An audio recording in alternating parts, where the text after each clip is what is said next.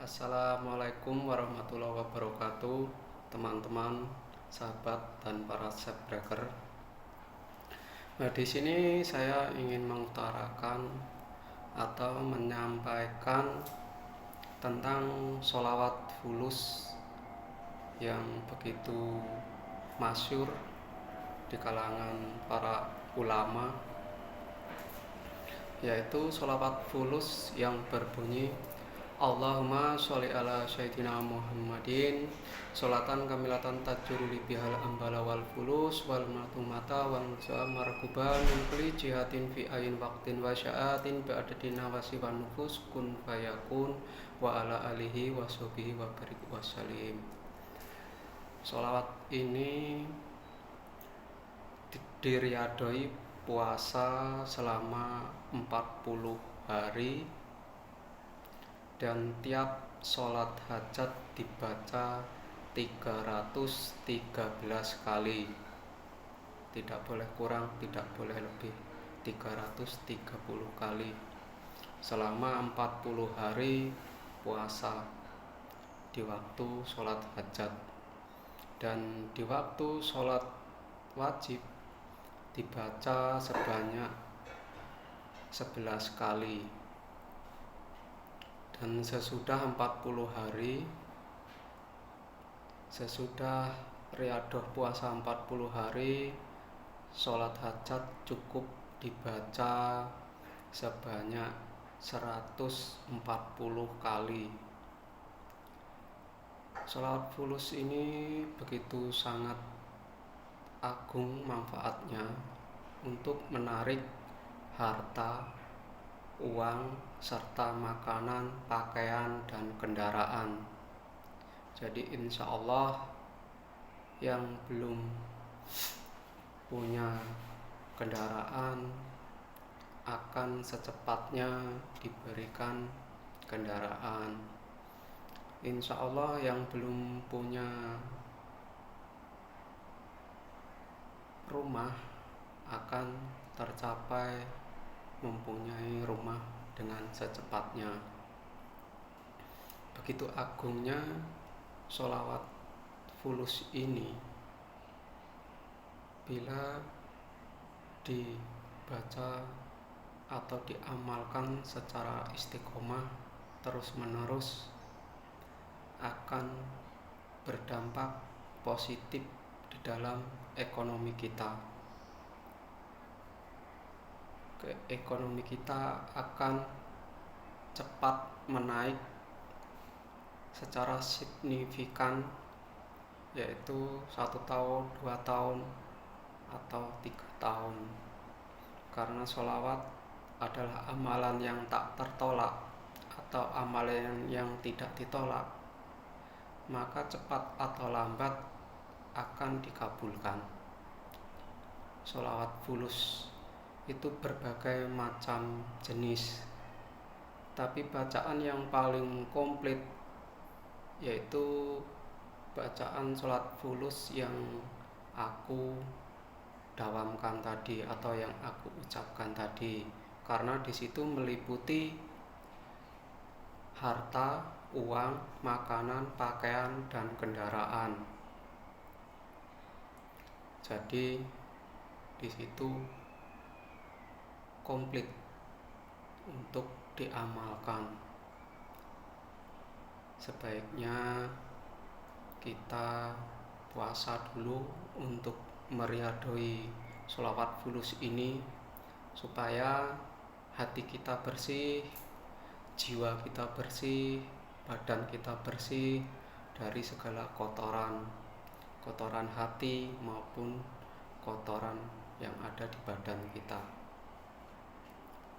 Kita harus istiqomah dalam menjalankan sholawat fulus ini, yaitu sholat hajat tiap malam jangan sampai terputus. Itulah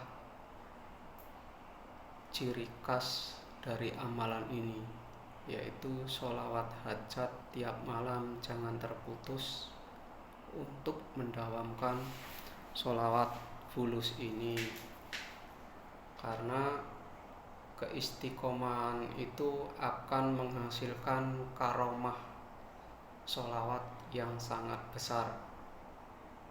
Bagaimana dari pengalaman-pengalaman yang sudah mengamalkan dan pengalaman-pengalaman yang saya rasakan sendiri, begitu besarnya, begitu besarnya faedahnya sholawat fulus ini.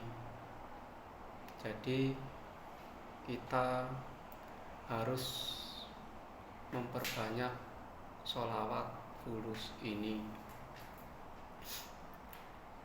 sebagaimana para ulama-ulama dan para guru-guru kami mendawamkan sholawat fulus, rezekinya pun tidak akan terputus, yaitu rezeki zahir maupun rezeki batin. Sebaiknya hilangkan sifat-sifat membenci, sifat iri, sifat memfitnah, hilangkan dari pikiran kita, dari hati kita. Kita harus banyak-banyak bersedekah, banyak berbuat baik untuk menunjang keberhasilan sholawat fulus ini. Walau sebenarnya sholawat itu di dalam pengamalannya kita ria atau kita sombong pun tidak akan pernah tertolak, karena sholawat itu wasilah atau doa yang kita berdoa itu mempunyai karomah, atau kita itu berdoa tidak sendiri kepada Tuhan. Kita berdoa tidak sendiri, tetapi kita berserta Kanjeng Nabi Muhammad SAW. Jadi dalam doa kita itu diiringi Kanjeng Nabi Muhammad SAW di dalam berdoa. Jadi kita itu cepat diijabah di dalam pengabulan doa. Itulah kelebihan sholawat yang kita baca.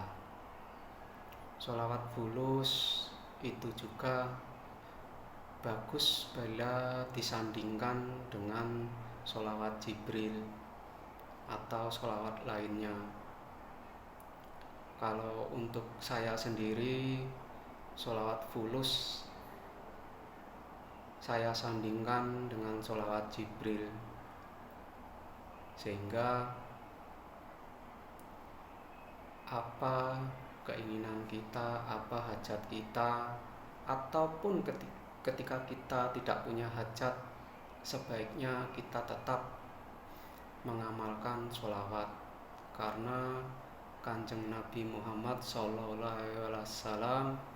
bersabda, siapa nanti yang paling dekat kepadaku, tetanggaku di akhirat, di surga, adalah yang paling banyak mengamalkan sholawat.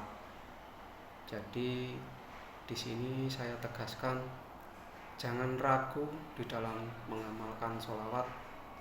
Kita harus istiqomah, harus giat di dalam menjalankan sholawat. Harus istiqomah tanpa lelah, tanpa batas. Di dalam kebahagiaan, di dalam kesedihan, kita harus tetap beristiqomah di dalam menjalankan ibadah, di dalam menjalankan sholawat. Jangan pernah lelah, jangan pernah lelah di dalam menjalani kehidupan ini.